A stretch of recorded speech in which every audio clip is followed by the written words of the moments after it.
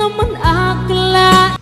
Narito tayo ngayon upang matunghayan ang napakainit, nagbabaga at talaga namang usap-usapan at maraming pinaka-inaabangan na issue ni Ate Erica. Dito nga rin ay napag-usapan na pagkatapos iwan ni Ate Erica ang kanyang pamilya na nagpalaki sa kanya, ay maginhawa na nga ang kanyang buhay ngayon.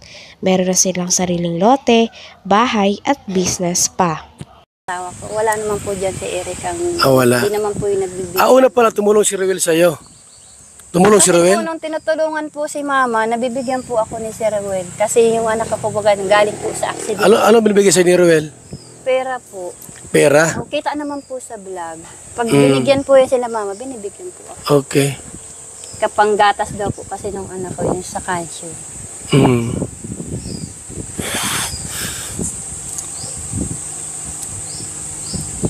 At least nabahayan na sila Erica. Meron na po, bahay sila doon. Mm. Pero hindi po pupunta rito? Hindi dumadalaw dito, no? Hindi na po. Mula po nung bagong taon. Hindi na po yun dito nagpunta. Nung kasagsagan pong nasa ospital yan si Mama. Baka may sama ng loob sa inyo. May nagawa kayo hindi maganda kay Erica. Para po sa amin, tiyahin. Ngayon na lang naman po akong siguro may sama ng loob sa akin kasi ako nag-video po. Nag-video Ngayon, na. po. Pero kung kami po, wala naman po. Nadamay lang po kami dito kay Papa. Kasi yun po yung naging alitan. Kasi sabi, nung po kasing nag-ano po doon sila sa pera na ayaw nilang ibigay. At sabi naman kasi ni Erica, kung di naman sa kanya, di siya binablog, walang pera. Sa kanya ibinigay ni Rab yun. Sabi naman po kasi ni Papa, kung ganyan din naman ang ugali ninyo, kung gustong-gusto ng lula ninyo makakita, ayaw naman ninyong pagbigyan, ay magsarili na kayo. Yun po yung pinag-umpisahan po ng alitan po nilang mag-apo.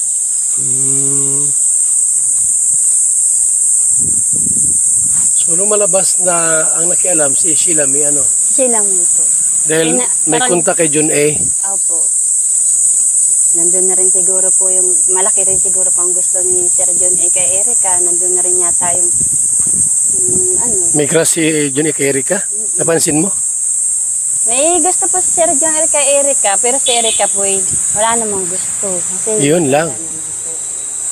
Paano mo nalaman sila na may lang talaga po yung, parang inaano po yung kapatid. sinusulot-sulot? Opo. Ayun. Parang ginagamit si Erica. Yun. Ibig sabihin, may gusto si John A. kay Erica. Paano mo nalaman may gusto si John A? Nakikita ko. Binata ba yun? Ang alam ko po may asawa yan eh. Ikaw John A. ka ha? Salbahay ka ha? Asawa ka pala tapos may gusto kay Erica. Ngayon, ayaw ni Erica. Ayaw naman po ni Erica, parang nadala lang po dito sa kapatid. Kay Sheila May. Opo. May pagkatusos si Sheila May, no? May pagkaano rin. Yun po. Kaya, Dito nga ay kinuwento pa ng tita ni Ate Erica kung gano'n niya raw talaga kaayaw ang mga nangyayari sapagkat pinipilit sila ng e-lover. Lalo na ang kanyang papa na lolo ni Ate Erica na sumang-ayon sa gusto nila. Gusto kasi nila na ipalabas sa mga tao na nagsusustento pa rin si Ate Erica kahit hindi na. Di ba dahil kay Sheila May? kay Sheila May po. Anong mensahe mo kay Sheila May? Anong mensahe mo dyan kung sakali nakinigay sa atin? Sheila May, kung pasensya ka na kung nagawa ko ito, siyempre bilang tita mo, siyempre kahihiyan nyo, kahihiyan din namin. Pero hindi ko na kaya yung mga ginagawa ninyo. Tapos na, napabahayan na kayo, meron na kayong pera. Pero hanggang ngayon, ginagamit pa rin ninyo yung lola at lolo nyo. So paano parang ginagamit? Yung mga e-lover po kasi, parang gusto pa po nilang palakasin si Erica. Gusto pa nilang kuhain si Papa gawing patangina na magsan-ayon na lang kayo sa ganito ang gagawain namin.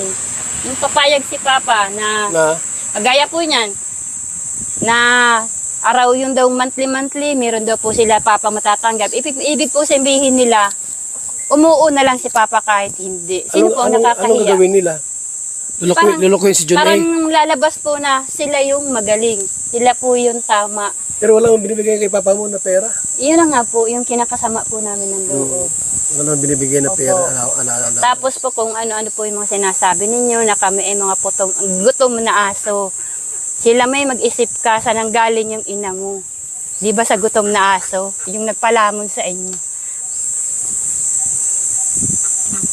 Kaya nga ni, Saka yung pananakot nila na isang pitik lang nila sa amin, tiklop na kami. Hindi ko alam kung anong ibig sabihin po nun, pero masakit po, di ba po? Babanta yun. Opo.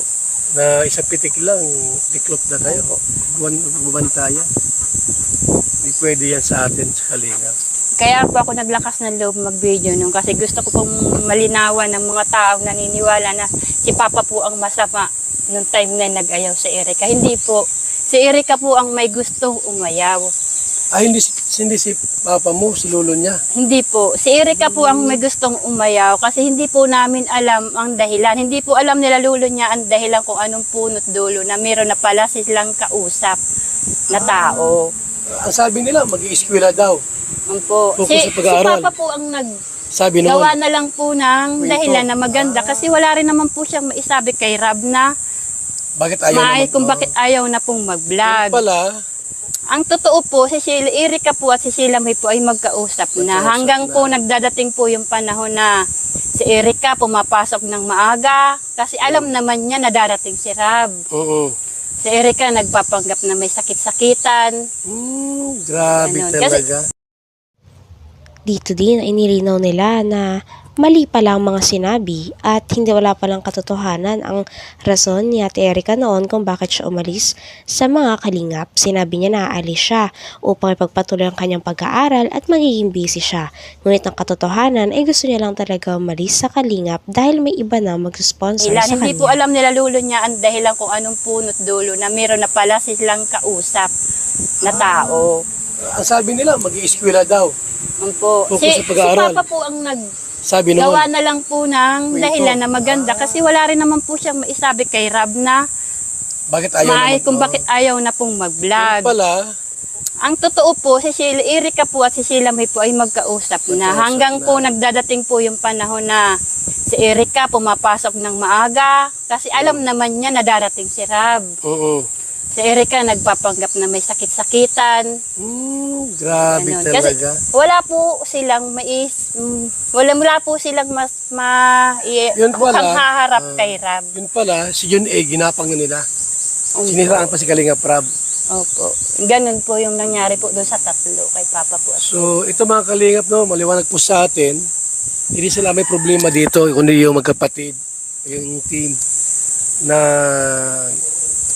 para po madiriktang, siniraan nga po no, si Kalinga Prab, madiriktang maano yung pera, winidraw ni John A yung pera from Kalinga Prab, yung kalahating milyon. Ngayon, doon na po pinasa sa kanila. Ang alam ko nga po, si Sheila may hawak eh. Opo. Ano? Si Sheila May po. Hanggang ngayon, si Sheila May po. Siya po ang nagbabudget ng gastusin sa bahay. Kasi po yung nanay naman po niya, talo-talon po niyan. Okay. Parang nagbaliktad po ang mundo. Yung nanay naging anak, yung anak ang naging ina. Pero laos Hindi naman baga po si sa- Erika, hindi na iba-vlog ng Kalingap yan. Wala na. Yun po, di Nag-ano ko rin sila po eh, alam. kumbaga sa ano kumbaga sa ano, yung nagdirekta sa sponsor. Bawal sa Kalingap yun, na magdirect sa sponsor. Paano kung ayawan siya ni John eh, paano na? Kung halimbawa ay ayawan na siya. Yun po ang di ko alam Nagalit po. na. Kasi nito nga pong naglipat si po sila, wala na po kaming balita. Kasi wala na dito Erika na po. Wala na po kami pakialam sa kanila. Ayaw na din po ni Papa. Hindi na pa sa si Erika dito, sila may. O, di na po. Ilang buwan na? Tagal na po, ano na. Ang December pa, ilang buwan na?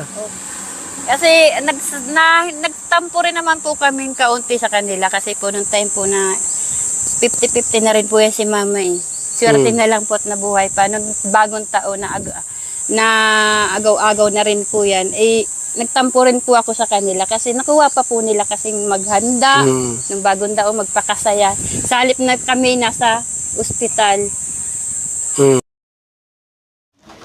Hanggang dito na lamang muna ang ating napakainit, nagbabaga, at talaga namang pinakausap-usapan na issue ni Ate Erica. Maraming salamat sa inyong panunood. Hanggang sa muli. Bye!